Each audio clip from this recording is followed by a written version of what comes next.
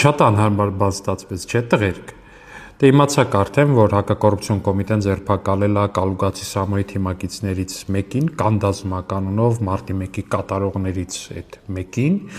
ու այնտեղ ձայնագրություններ են հրապարակվել, որոնցում դե 50 հոգու առուծաղ դասական Կալուգայի Սամոյի թիմակիցների վիճակ էլ, ինչ որ 50 հոգի ես կողմ, 50 հոգի են կողմ, որ ընտրվենք քեզ ես կանենք, այն մեկին են կանենք, այդ ամեն ինչը մի կողմ, սա ստանդարտ դարձած բան է, սրա վրա կենտրոնանալ էլ պետք չի։ Այնտեղ ուղղակի էս Կանդազի զրուցակիցներից մեկը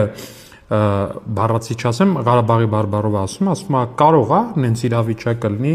մերը ձերի հետ միանա, ակնհայտորեն ուղղակի նկատի ունենալով Քոչարյանին ու Կանդազը, ով Կալուգայի Սամոյի հետ պաստառների վրա նկարներում է ամբողջ Երևանում,